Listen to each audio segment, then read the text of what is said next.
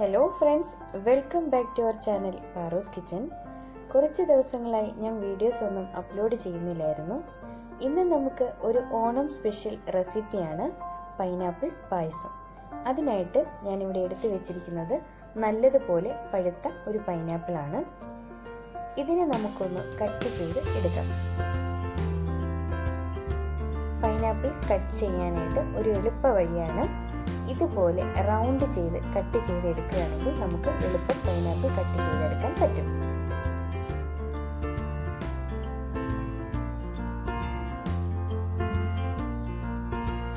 ഇതിൻ്റെ മുള്ളൊക്കെ നല്ലതുപോലെ കട്ട് ചെയ്ത് മാറ്റുക. എല്ലാ പീസസും ഇതുപോലെ ചെയ്തെടുക്കുക. ഇനി ഇതിൻ്റെ ഈ നടുക്കുള്ള ഭാഗം കൂടി നമുക്ക് കട്ട് ചെയ്ത് മാറ്റാം.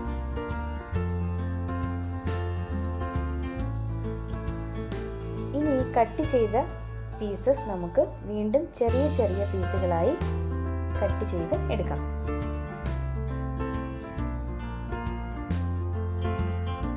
ഇനി ഈ പൈനാപ്പിൾ നമുക്കൊന്ന് കുക്ക് ചെയ്ത് എടുക്കാം. അതിനായിട്ട് ഞാനൊരു കുക്കറിലേക്ക് ഇത് ഇടുകയാണ്.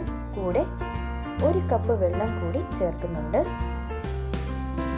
ഇനി ഒരു 5 വിസിൽ വരുന്നത് വരെ കുക്ക് ചെയ്ത് എടുക്കാം.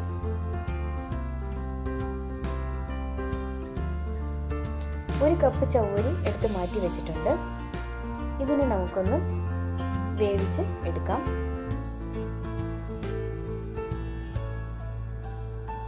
ഒരു ലിറ്റർ പാൽ ഞാൻ നന്നായി തിളപ്പിച്ച് തണുക്കാനായിട്ട് മാറ്റി വെച്ചിട്ടുണ്ട്.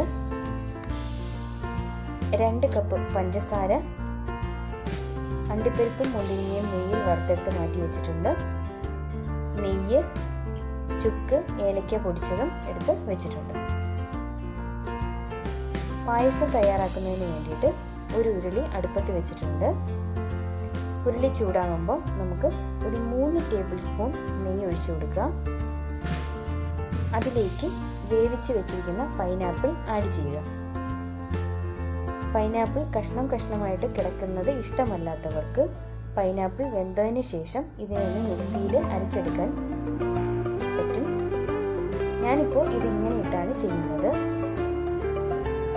പൈനാപ്പിൾ നല്ലതുപോലെ നെയ്യിൽ വറുത്ത് വരുമ്പോൾ നമുക്കതിലേക്ക് പഞ്ചസാര ആഡ് ചെയ്ത് കൊടുക്കാം.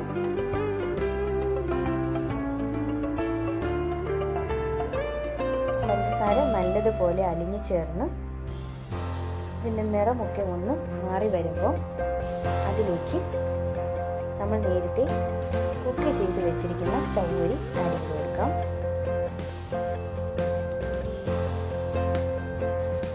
ചവ്വരിയിലും നല്ലതുപോലെ മധുരമൊക്കെ പിടിച്ച് വരുമ്പോഴത്തേക്ക് നമുക്കതിലേക്ക് നേരത്തെ തിളപ്പിച്ച് വെച്ചിരിക്കുന്ന തണുത്ത പാൽ ഒഴിച്ചു കൊടുക്കാം. പൈനാപ്പിളിന് ചെറിയൊരു പുളിപ്പും രസമുള്ളതുകൊണ്ട് പാൽ തണുത്തതിന് ശേഷം മാത്രമേ നമ്മൾ പായസത്തിലേക്ക് ചേർക്കാവുള്ളൂ.